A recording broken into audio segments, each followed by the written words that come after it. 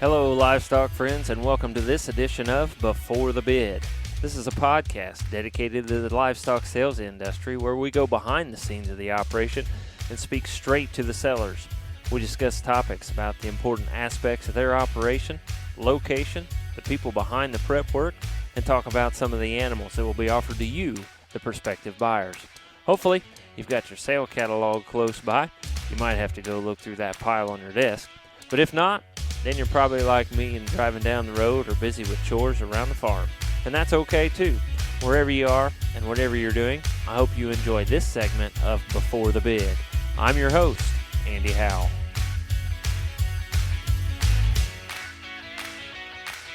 Welcome, livestock friends, to this edition of Before the Bid podcast. And Before the Bid podcast, we have a first. On this podcast, we are going to go to Texas. We're going to go to Hillsboro, Texas, and we are going to talk some sheep on this podcast and some club lambs here, and have a young man that we're going to talk to tonight that thought he was going to be a Yankees baseball player when he was growing up, and he was into the livestock, and he was with his father that was a ag teacher for a long time, and so I'm interested in hearing about that. And also, he's got a brother that's an ag teacher, and also he went to school to be an ag teacher, so he has that ag teacher degree, but he decided that he wanted to spend the full time in the sheep and with the sheep flock and placing sheep, and it sounds like he has been all around Texas doing that, and they've had a lot of success. And so I'm very excited to talk tonight to my guest. They have a online sale on SC Sales, and it is going to be on June 2nd. And so I am going to be talking on this podcast to Mr. JD Pruitt. And JD, I watched a little bit of bull riding in my day, and Donnie Gay, he's a guy that's got a lot of sayings and things. And one of the things that I remember really well that he says is he always says that you can always tell a Texan, you just can't tell him very much. Do you think there's a little truth to that? Yes, sir. I believe so. I guess it just kind of depends on which Texan you're talking to, but most of us are pretty easy listening, and as long as you don't try to tell us too much and go over the edge, I think we'll all get along pretty good. So that's great. Yeah, we've been talking to get this podcast ready to go for a little while, and I know I've sure appreciated your conversation so far, and looking for a great podcast here, and talking about these sheep that you're going to have for sale. Again, you have an online sale on June 2nd on SC Sales, so I want to invite everybody to go look at that. If you're not watching the podcast video, you can do that, and they'll have some pictures on there, and we're going to talk about those and talk about that sale, and we're going to talk about the Pruitt operation, and they've had a lot of success. If you go to their website and you can look through those, they've had a lot of success. But JD, if you would, take me back just a little bit, and how did this whole thing get started? Yes, sir. I guess my dad, back in about 1965, 66 range, he got lived on a ranch with his parents and grandparents. They owned a ranch, but it was all commercial. There was never really, any livestock showing involved in their family at that time. And he went to the county fair and went to Fort Worth just kind of as an observant, and decided he wanted to get into it. So his parents let him work, and he bought his first heifer when he was 7 or 8 years old and joined the 4-H and just loved it ever since. And he showed all the way through all of grade school and just fell in love with cattle. And as he got older and got married to my mom, he was working on cattle ranches all over the state of Texas and going to all the national shows. Had a lot of success. The good Lord blessed him with a lot of success. Then he had my oldest brother is 10 years older than I am, and he got old enough to start showing.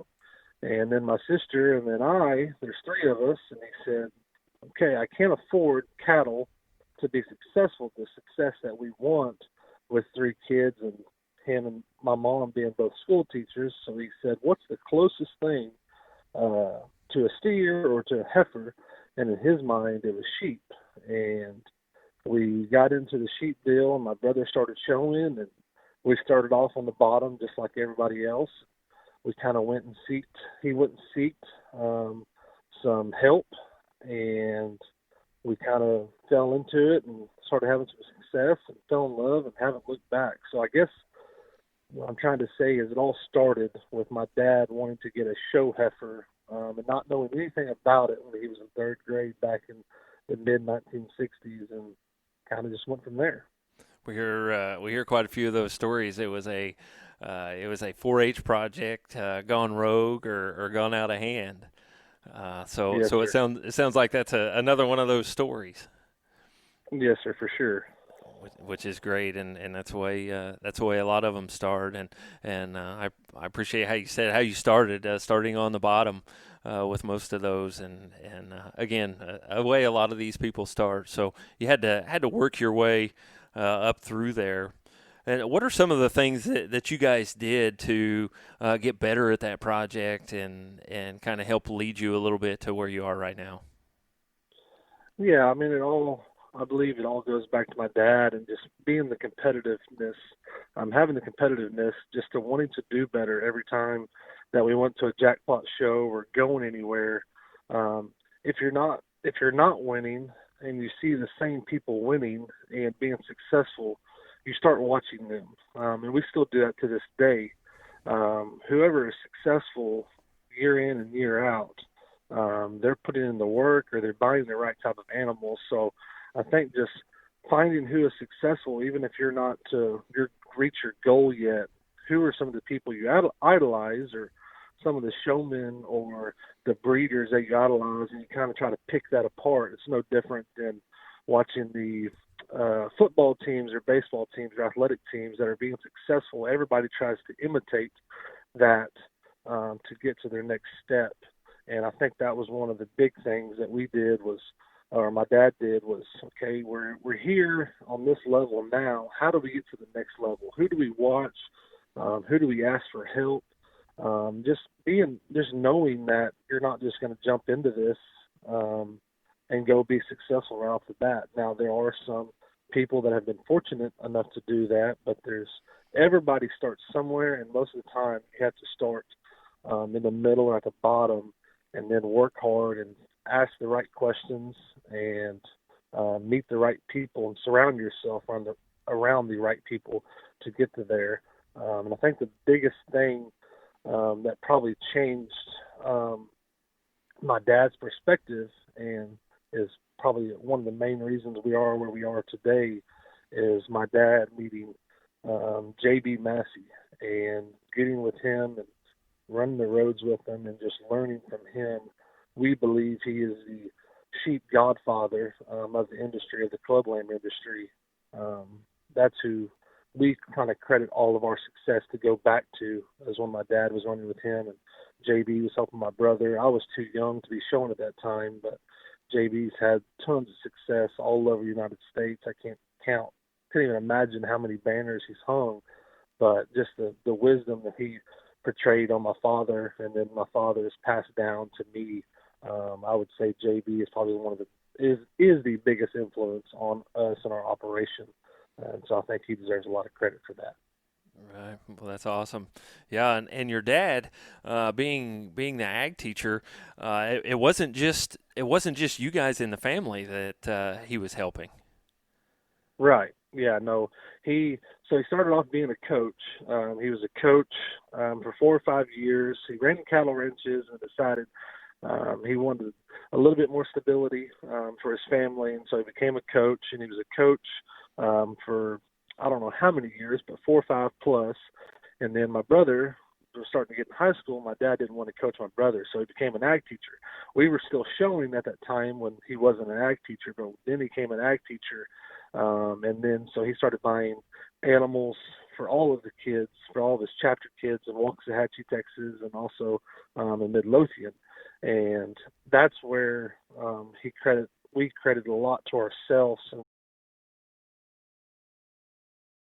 foremost. It doesn't matter if it's a sheep, goat, pig, cattle, or anything. We just want to be good livestock enthusiasts and try to be well-rounded. That's one thing that he's portrayed on us, is to be well-rounded in the livestock industry, not just be, okay, I'm strictly sheep or strictly pigs or whatever. Don't get me wrong, my go-to is sheep, but if push comes to shove, I can go out and try to find a good steer or heifer, because a lot of people say, and I guess my beliefs is, oh, I know a lot about cattle, but I don't know a lot about sheep, or I know a lot about pigs, but I don't have anything to know about goats. Well, at the end of the day, they're still four-legged show animals. They got to be structurally sound. They got to have terminal muscle if they're in the market class. They got to be just structurally correct as the first and foremost, and then have width and power to go after that. So that was probably one of the biggest things we took from him being an ag teacher for so many years, is trying to be successful in all of the four main species of the show livestock. Right, and you told me a neat story last night about one of the ways that you kind of got thrown in to his ag teacher responsibilities when you guys were at one of the shows, and he had to be one place and you had to be the other.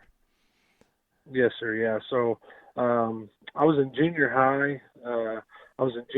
And my dad, we had at that time, it was one of the biggest ag chapters in the state of Texas. We had around 500 or 600, I don't know the exact number, FFA kids in the ag chapter.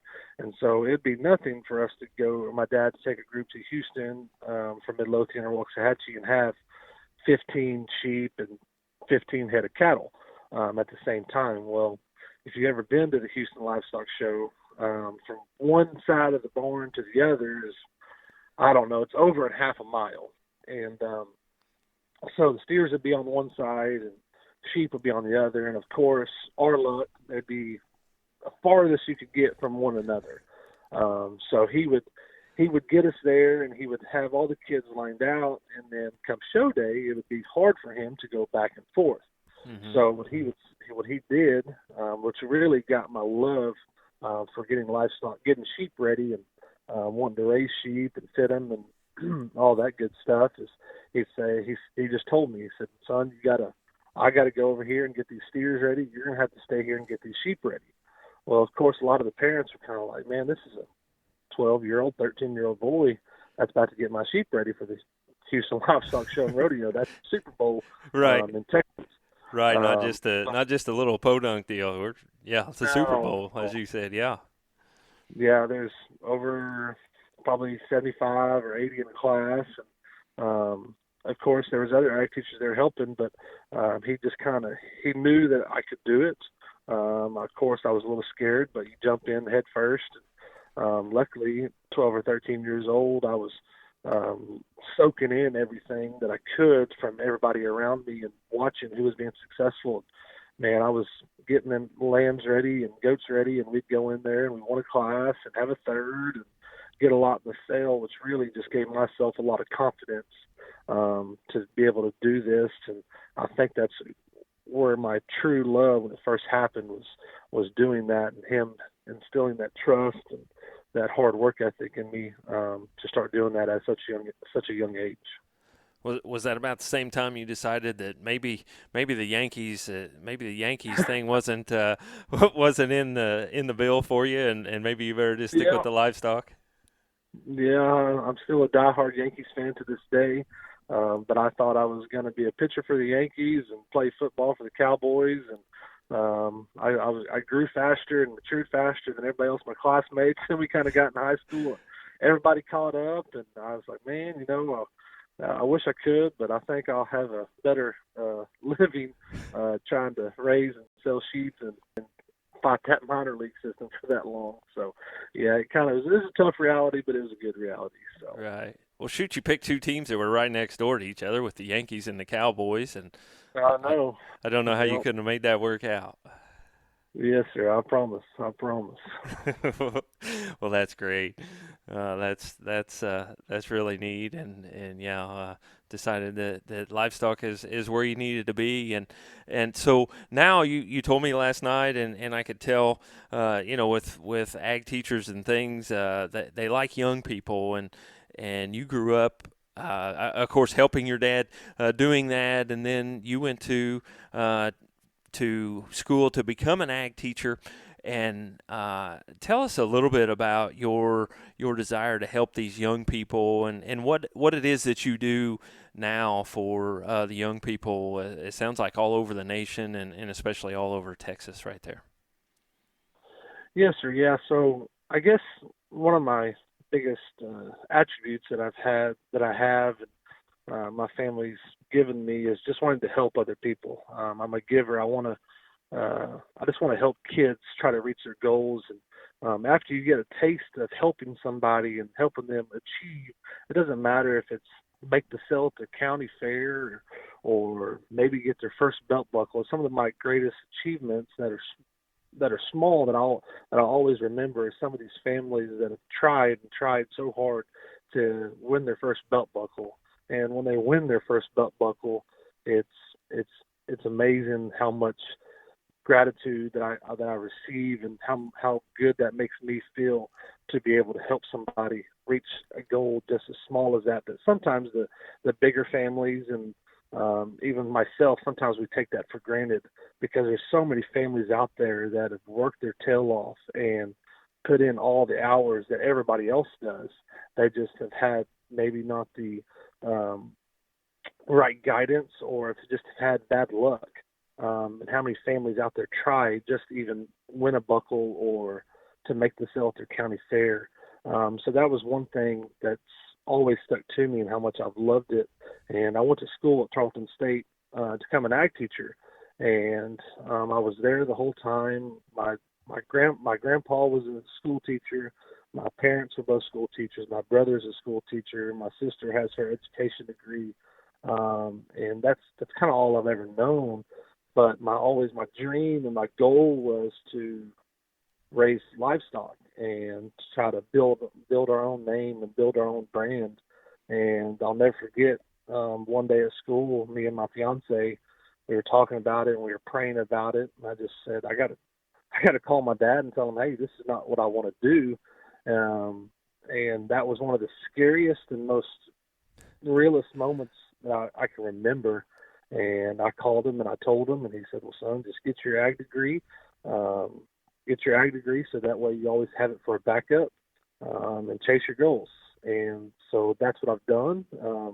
And that's what I advise to everybody to do. It doesn't matter what your plans are. It's always tell the kids before they graduate or while they're in high school or middle school, high school mainly, but you always got to have a plan.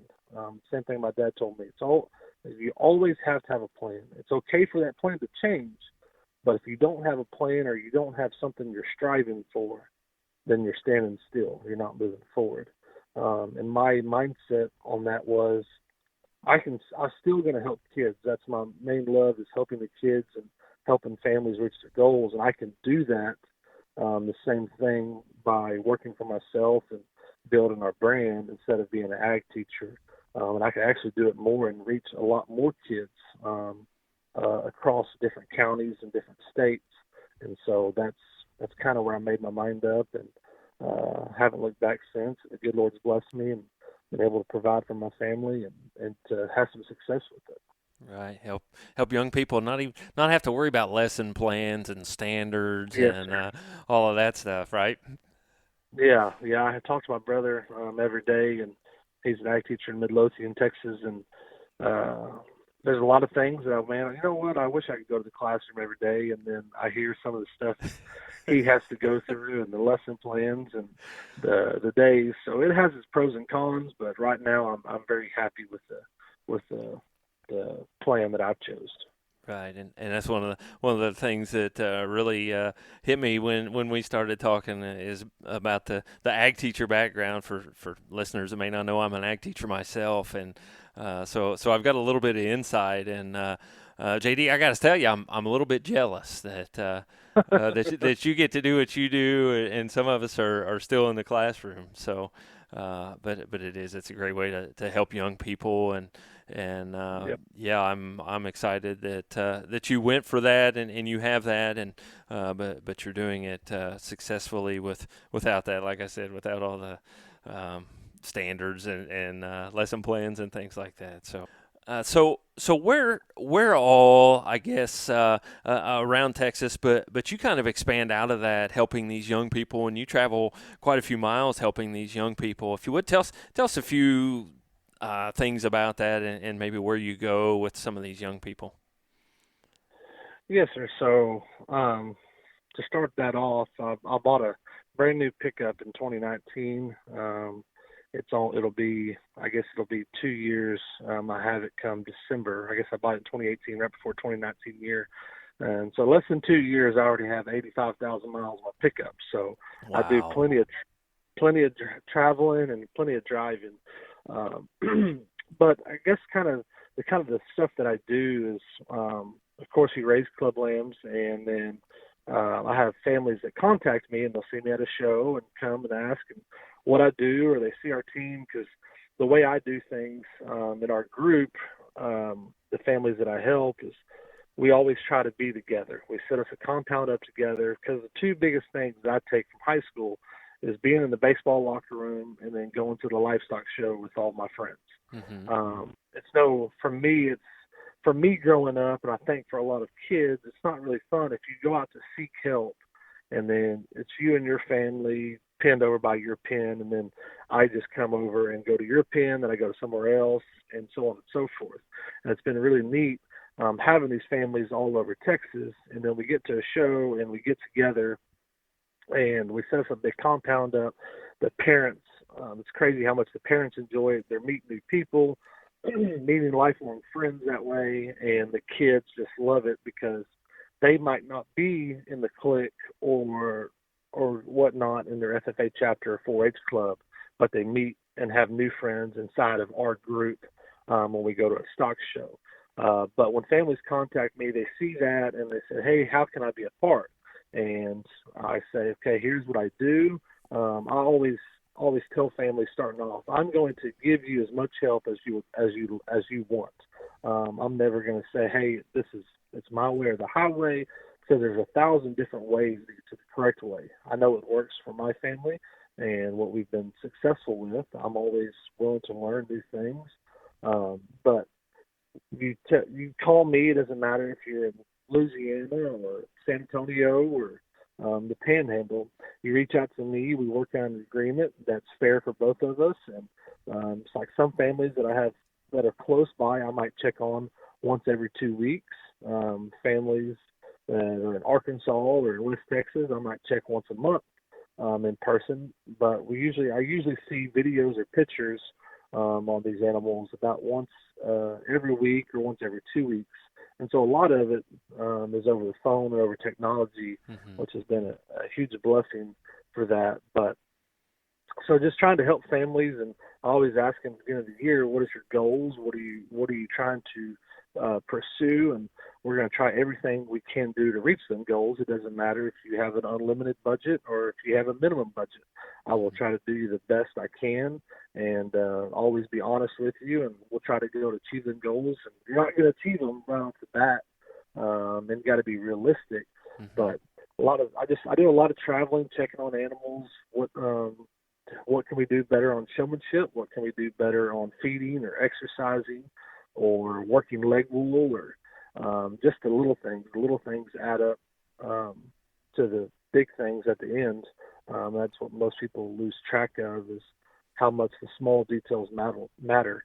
And so any families that are able to contact me and we're able to work together and be upfront and be honest with each other, and I'm willing to help and willing to grow. So hope that kind of answers your question. Sure does. Yeah.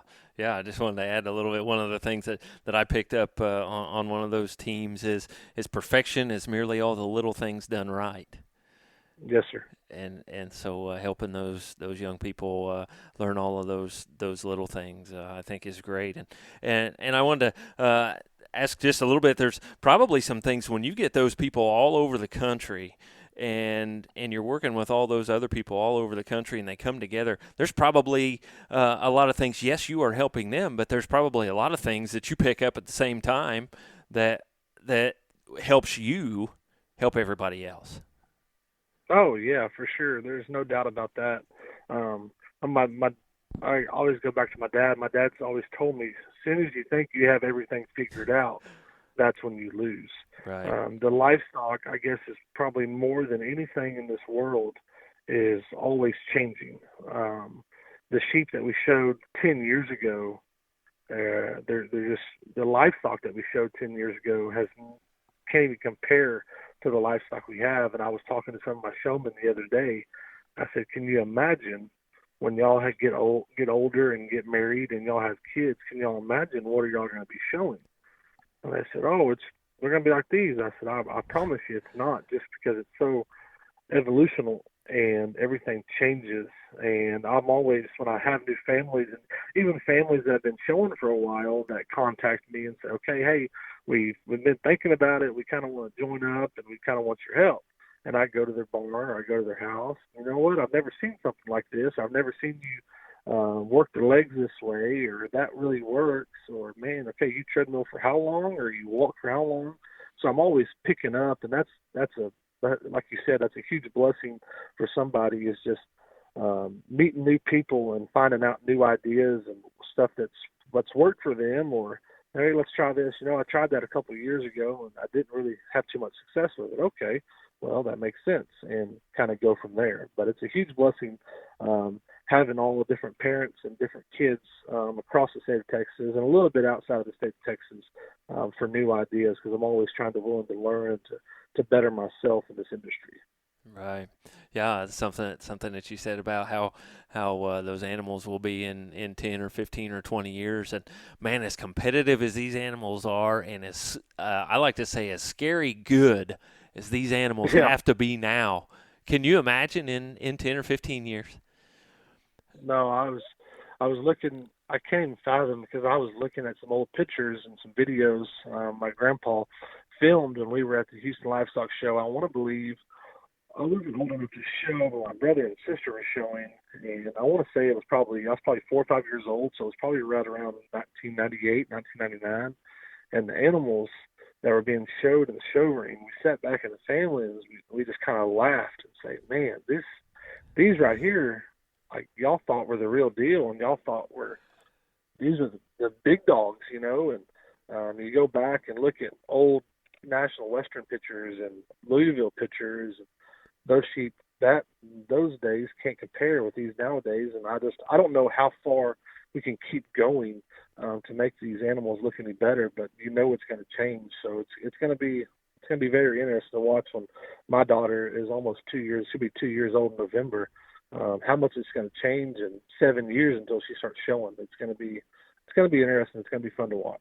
Right, and some of these guys, when they used to get the handle on it, and they could kind of cruise for just a little bit, and now they Yes, absolutely sir. cannot do that because somebody's going to catch you. Oh, yeah, no doubt.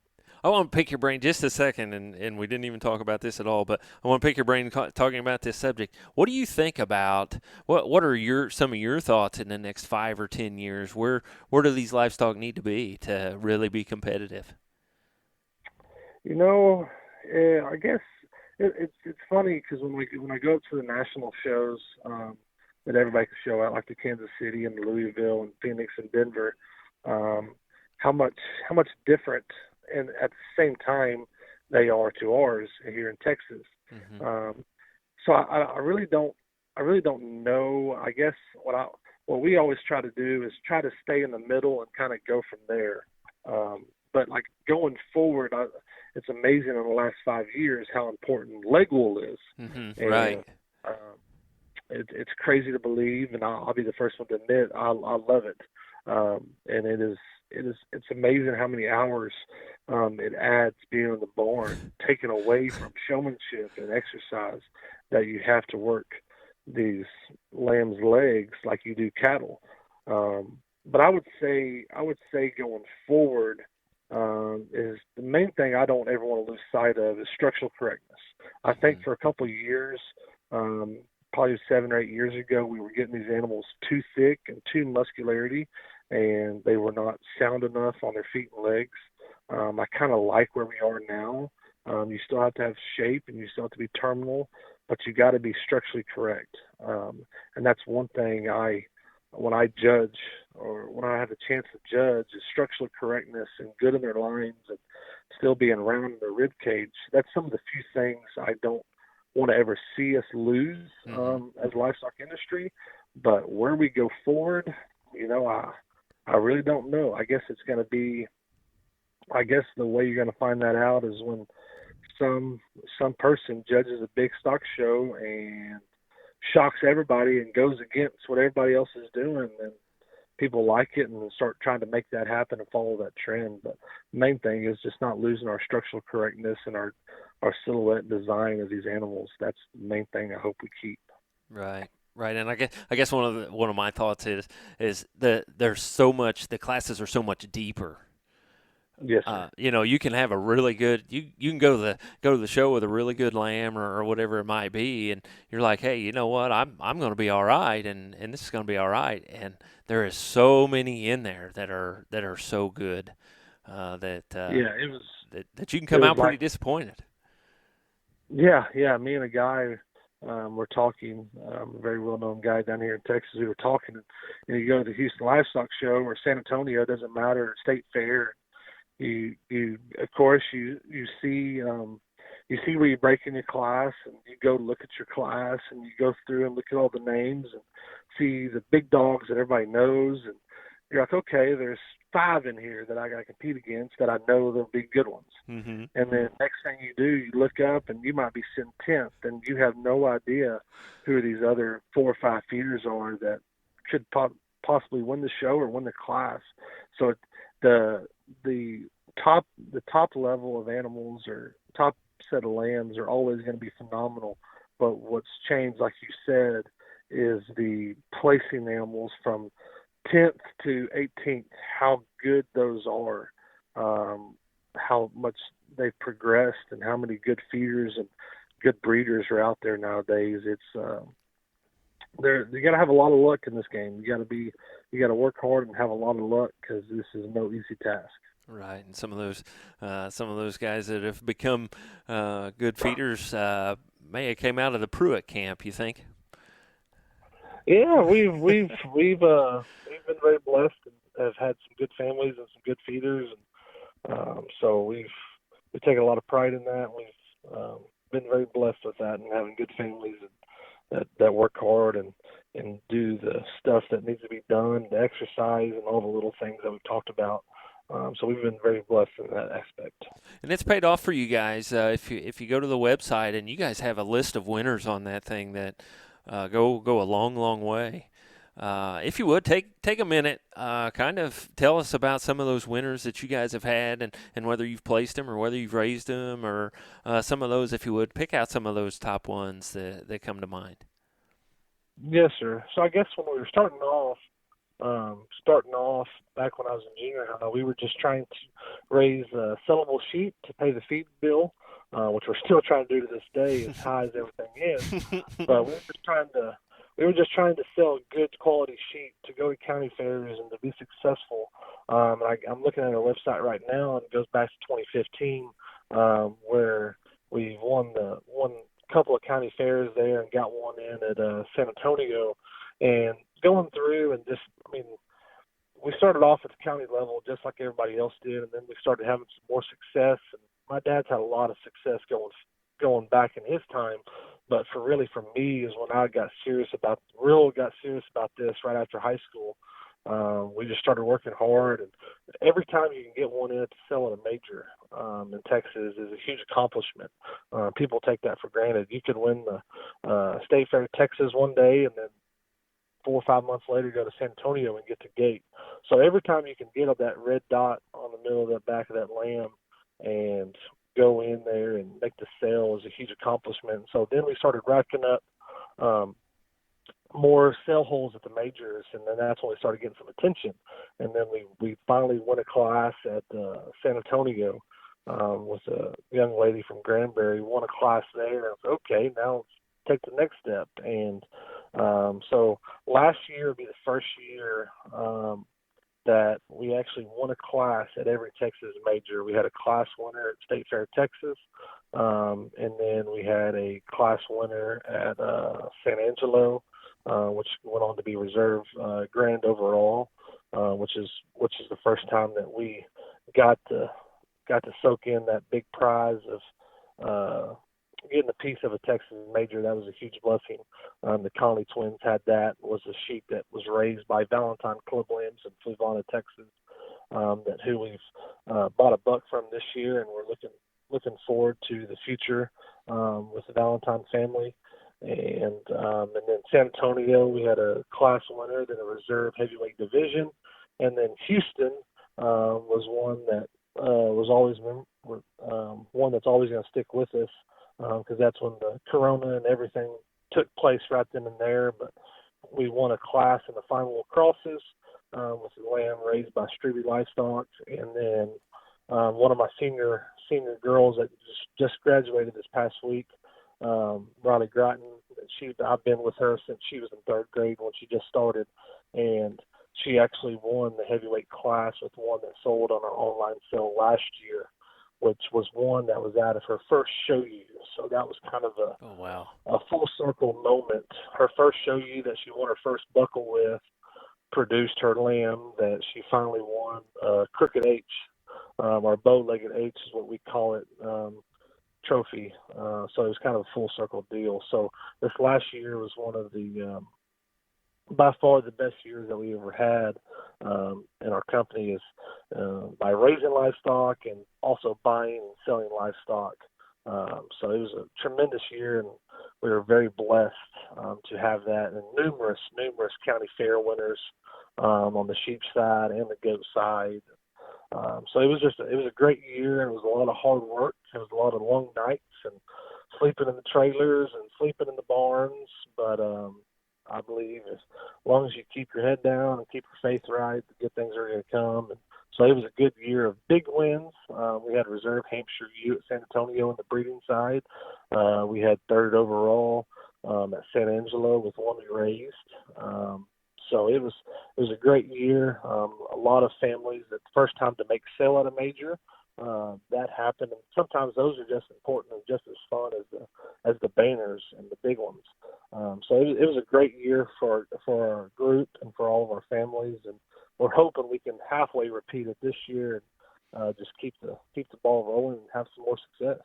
Right. So young people, when you're at that county level and you're getting along okay, and you think, can I ever get it? Can I ever get it? You're not going to get it unless you keep working and keep going on like Yes. like JD has, and like you've coached people, and just keep hammering at them and keep, as they say, keep knocking on that door, and they may slam it in your face a couple times, but just keep right on knocking at it, and sounds like you've really started to open that door, JD, and had a lot of success, and I want to congratulate you on all of that.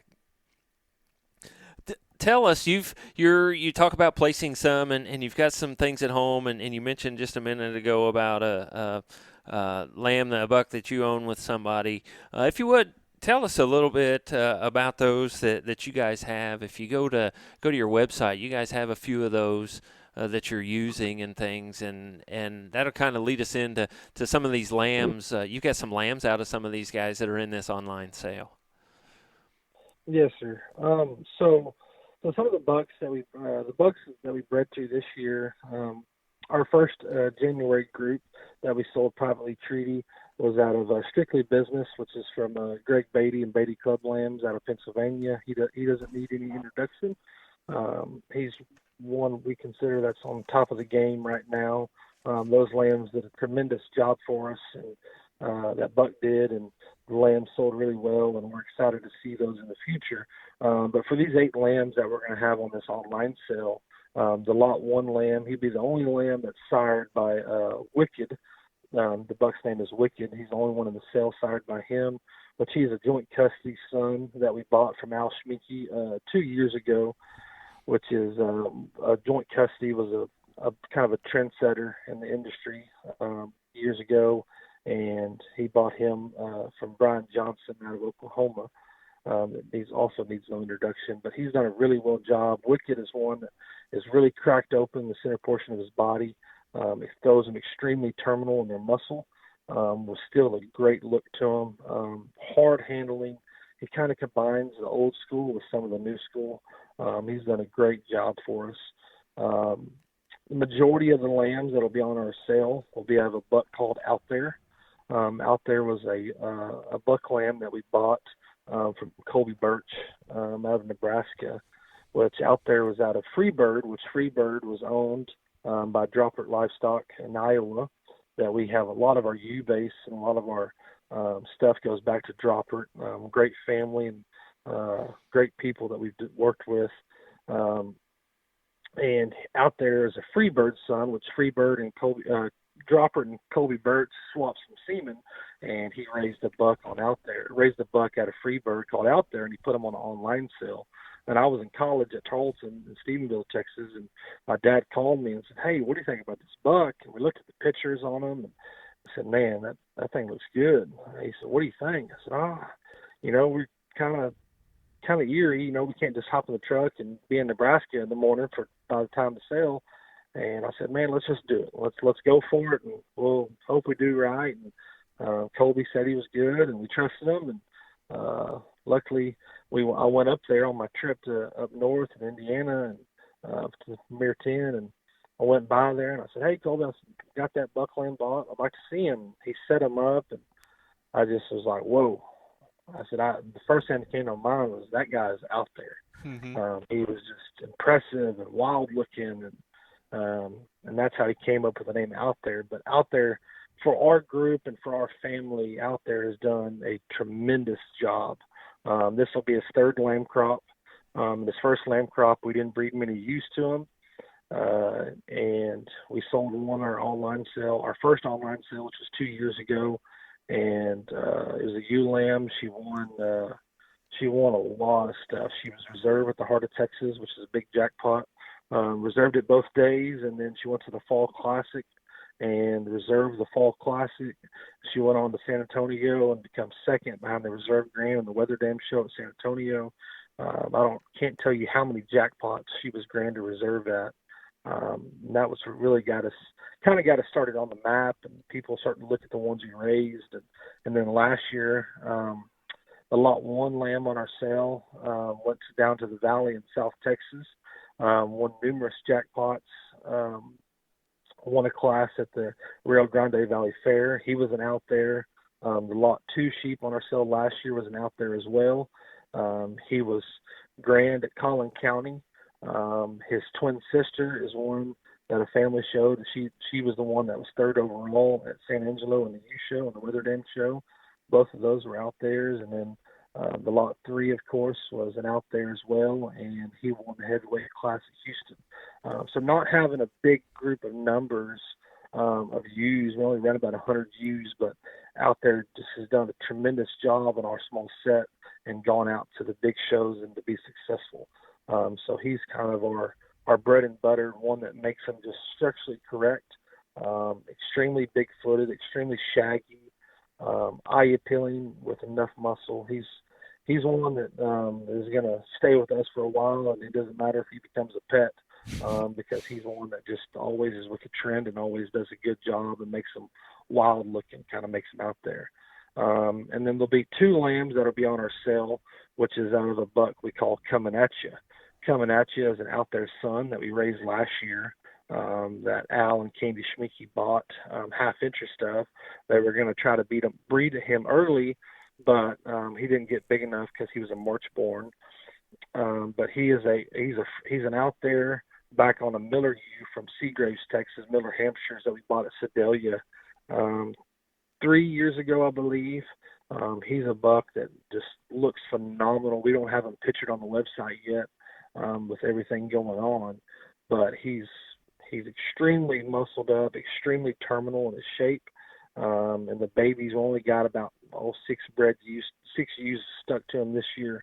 But when you breed only 6 ewes to a buck, and 2 of them are going to be on your online sale, we have high hopes for him in the future. And I know Al and Candy, they're excited to breed him this year and to see what he does on bigger numbers. So these 3 bucks have all had, or these 2 bucks, Wicked and Out There, have had success both for us and for Schminky.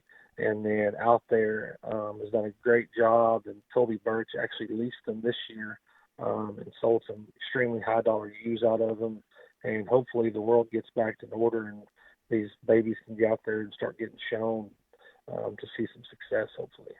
What a multi-purpose name on that buck lamb. Yeah. Out there, he's out there with his look, and he's getting sheep out there, and Yep. so that's really neat. That's really cool. Any more bucks you want to talk about, or are you ready to break into these lambs that are on the online sale? Yeah, so those are the bucks that we bred to this year, which we're really excited about. Is a buck that we bought from Miller Valentine out in Fluvanna, Texas.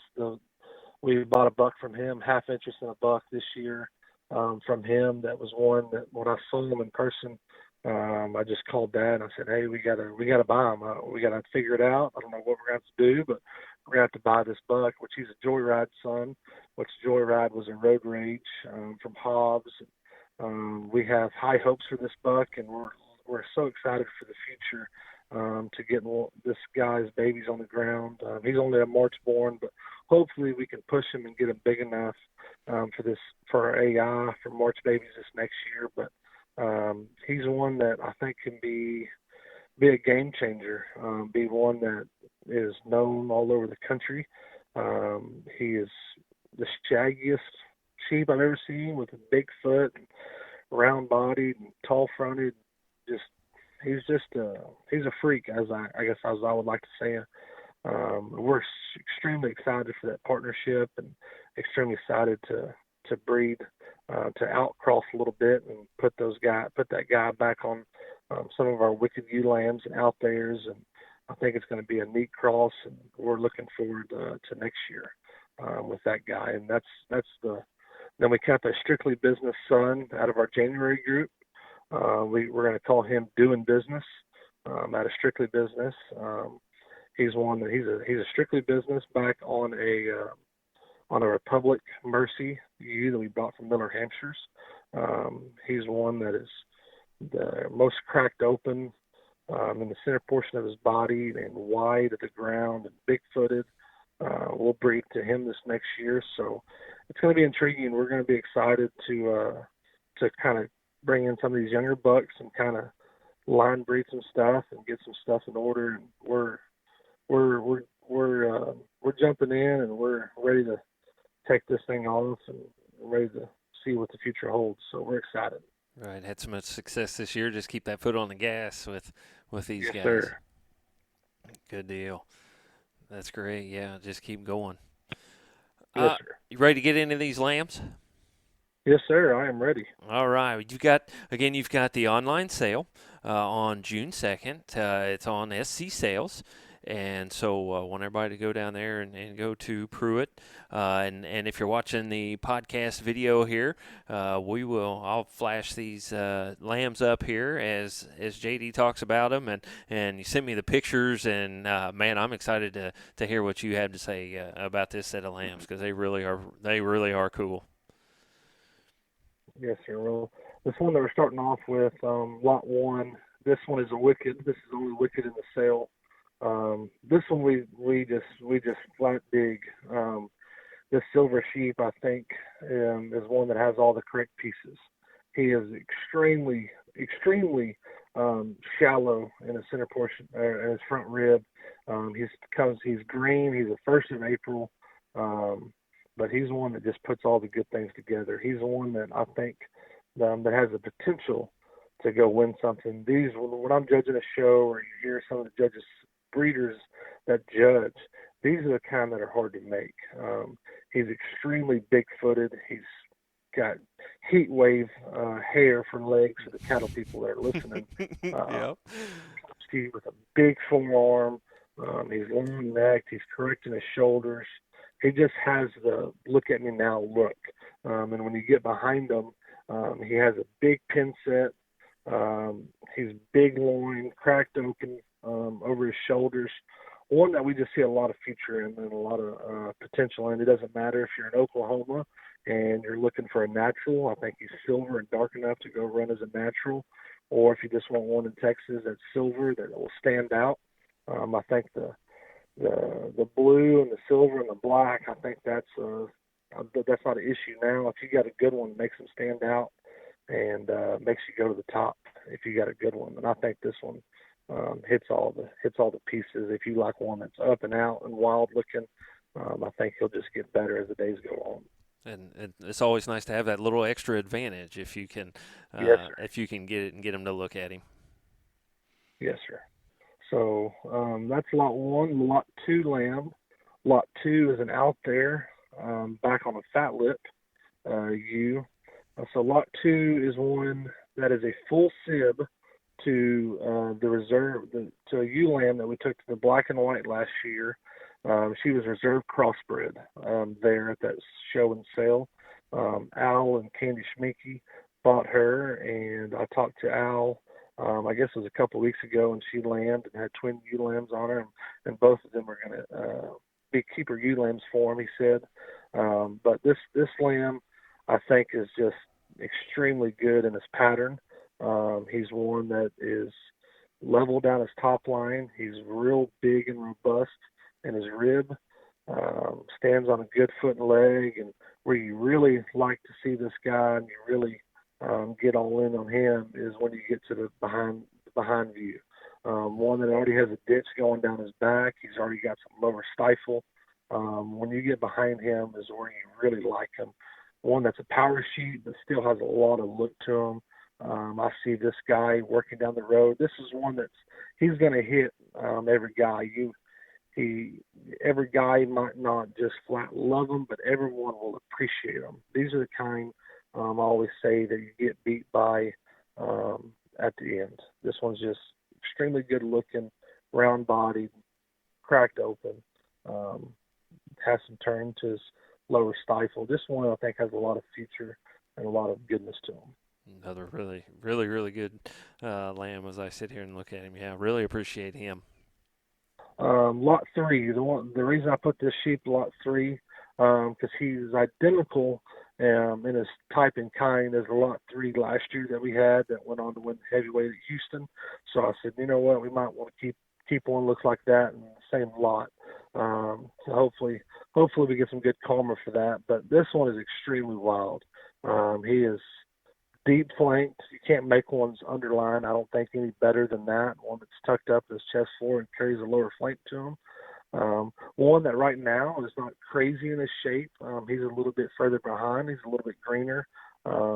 He is a coming at you. I forgot to say that, which is the out there son. So he's a coming at you.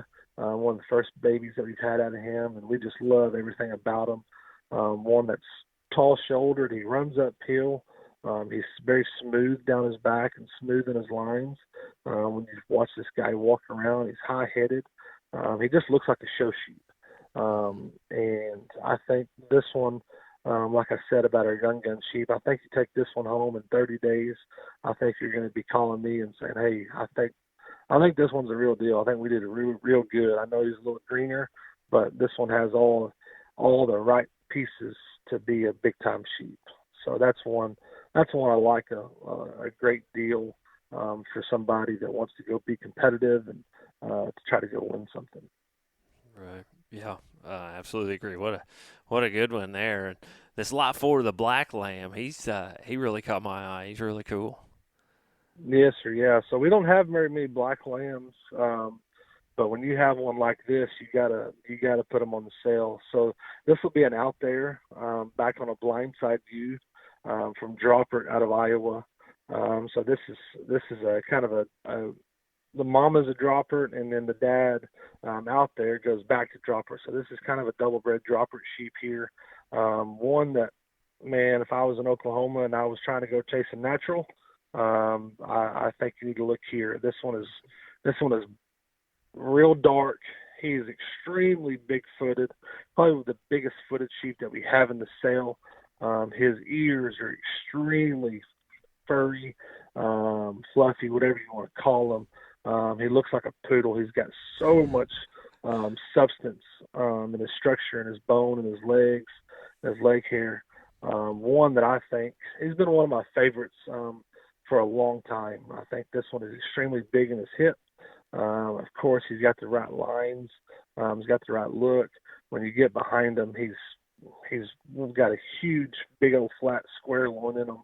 I think if you're running at a breed show and you're trying to run for a natural, or if you just want to stick out and be the sheep that everybody talks about. Hey, did you see that black sheep that so and so had that goes to every show, and then you see that a major?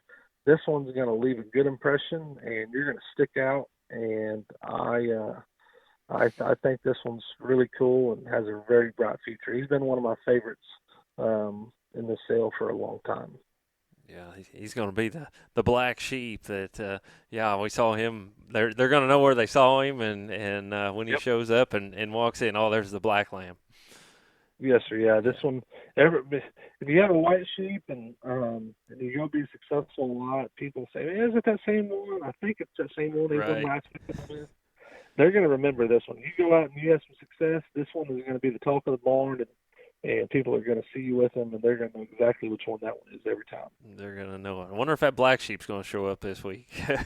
Yes, for sure. So I really dig that one. Lot 5 is another out there, which back on Legit, which Legit was a Fear Factor son that we bred for a long time that a lot of our U-base goes back to. And this one's just kind of a combination sheep. This one's round-bodied. That's one thing we pride all of our sheep on, is being round-bodied. That was kind of our main focus when we started that. And then after we got the round-bodiedness and shallowness, we said, okay, it's time to add some more substance. And I think we've done a great job of that. This one's round-bodied, tall-shouldered, extremely, extremely round in his rib and in the center portion of his body. And when you get behind him, he's kind of like the other ones. He's big-legged. He's got some muscularity to him. He's got some shape to him. And if you look right behind his shoulders, you'll see how cracked open he is. And he's kind of got that tabletop rack shape to him. One, I think it doesn't matter if you're a first-year feeder or if you're trying to go win the big ones. I think this one is just a good feeding sheep that can go be competitive at any level you want to go. So I think this one's just as solid as they come. He's really doesn't have a huge hole in him that I would say. One that's just going to get better as the days go on. Right. One of those complete sheep. Yes, very complete. Yeah, good deal. Yes, sir. The Lot 6 lamb, tag 59, which he's an out there on Legit, which is bred the same way as the Lot 5. This one is actually out of my daughter's use. So when my daughter was born 2 years ago in November, I said, okay, so how can I set her up for the future? So I went and bought her some ewes. I bought a couple ewes for my dad, just to kind of say, okay, hey, it's our ewes, but hey, I'm buying this ewe outright, so this one's going to be my daughter Caroline's ewe. And so this one's first baby, and I couldn't be more happy to kind of get her a fun started for college. This one's mom will be called Bigfoot, and if you're able to come look at the set in person, you'll see why. This baby and mama is just elephant-footed, crazy-legged, shag-wise. One sheep that is just good-looking. When you see them big old pipes as legs, and as a baby and as 60, 70 days old, one that's you think, okay, if that one grows into that, he's going to be a man-eater. One that's just a real solid sheep. He really doesn't blow you away at any angle, but there's nothing that you can really say, man, I wish I could fix him there or if I could change him here. One that has some look, one that has a little bit of power. I think one that is just good, solid sheep to go down the road. Kind of fits all judges, I would think. I know nowadays if you got one that's big-footed and shaggy-legged, you're going to get a look. And this guy's got that, and I think he's got all the potential to be successful wherever you want to take him. She's not attached to him, is she? Oh yeah, she doesn't know. She just touched all of them right now. So But you haven't let her in and said this one is yours. yeah. So but so that's that one. The lot 7 sheep. Okay, the lot 7 sheep is another coming at you, which is out there, son. Back on an Impact 44, which is a buck lamb that sold for lots of money that Schminke and Carr and I believe some other few breeders bought together 3 or 4 years ago, 2 or 3 years ago. This one is the stoutest one in the sale. This is the one that's going to catch your eye right from the get-go. He is just waylaid in terms of muscle, in terms of width. He's big-footed. If you want a power sheep, you don't need to look any further than lot 7. This one is power, but it's still structurally correct. I don't ever see this one being very big. I see this one staying moderate. So if you have a younger showman, or if you want to go be competitive, or if you have a later show, a later county fair, or if you're trying to go to Austin or to a later show, I think this one is a ticket. He is extremely stout. I don't ever see this one being very big. I see him being 125 to 135 pounds, big enough for the lightweight class. But when you get behind him, he is just chock full of muscle. And he's the first one that'll grab your attention just because of his base width and his terms of shape and muscularity. One that I think that if you want to go jackpot and you want to go win a bunch of classes, and this is the pet. This guy is great to work with. He's a pain to work with because he always wants to be in your back pocket. He's the friendliest sheep that I think we've ever raised. That's not a bottle baby. His mama did a great job with him, but he'll become part of the family. And I think if you want to go run jackpot and try to make the sale at a major in a lightweight class, this one's extremely well on that aspect. Boy, he is a stout rascal. So, and then rounding out the sale will be lot 8. Lot 8 is an out there, back on a 2-1. Ewe lamb, which is also a dropper bred. This one is a sheep that is extremely attractive from the side. He's long-bodied. He's tall-shouldered. He runs uphill. Good foot and bone, shaggy-legged. This is going to be a bigger sheep, I think. I see this one. If you wanted to show him early, you could. If you had an early county fair in January or February, you could show him there. If you wanted to show him up north, I think this one has a lot of growth to him, but one that can grow a lot and always stay pretty fresh because of his age. But this is just one. This mama has done very well for us in the past. She's raised county fair champions for us. The one that's just very attractive. I think he sets up. He's a showmanship sheep. Very attractive in his kind. Wide down his back, hard handling. Just a good all-around sheep that I think will be fun to work with, fun to show, and can get a lot of miles out of them. And if you want a bigger one and try to go be successful in the heavyweight classes, I think this one is the ticket. Right. Yeah. What a great set of sheep those are. And again, that their sale is on June 2nd, and it's an online sale on SC Sales. So make sure you check that out. And JD, how can they see these lambs if they want to see them before? What else can they do if something really catches their eye and they really want some more info, something like that? What can they do? Yeah, so the best thing to do is just to contact me. We'll get the pictures. Pictures will be on SC on our online sale, of course, and I'll be putting them all over my Facebook throughout the rest of the week. But if you have a question or if you want to see them in person, feel free to call me. I've taken off. My wife is happy because I've taken off the rest of the week. I'm staying home to make sure I can accommodate with everybody's schedule. If you need to come early in the morning or late in the evening, the sheep will be here, and so I will be here to show them to you. So just give me a call, and if you're not able to make it, I would love to chat with you and tell you what I think about them, or send you videos, or whatever we need to do for you to get the best experience possible to see what you think about these lambs. So the main thing is just call me. I'm very easy to work with. I'm all about helping people and trying to get my lambs all over the country and all over the state of Texas. So I'm willing to work with whoever. If I don't answer, just shoot me a text because I'll probably be in the barn working. If I don't hear it over the fans because it's already 100 degrees down here. Oh, wow, yeah. But, just contact me, and I'd love to show them to you in person, or if you can't get here, we'll make something happen. Yeah. Yeah, if you haven't looked these up, if you're just listening to the podcast and not watching the podcast video or haven't been on SC and you are in the market for some sheep, boy, I would recommend jumping on there and yeah, JD, if you don't know JD, I'll tell you from experience, all you got to do is call him and talk to him and man, JD, it's been great working with you for this podcast and I want to wish you good luck on these sales and good luck with having another great year like you had this past year, and hope those things go really well. Thank you, sir. I appreciate your time and talking with me. And like I said, I hope everybody stays safe out there in this crazy world, and just keep your faith and keep praying, and we'll get this back in order, and the shows will continue. This livestock industry is too great to let these things worry you. So just thanks for your time and thanks for your calling, and I hope we continue this. And if anybody out there is listening to this needs to call and ask about any sheep, just please give me a shout. Right. Well, that sounds great. Yeah, I don't know what better way to end that, JD.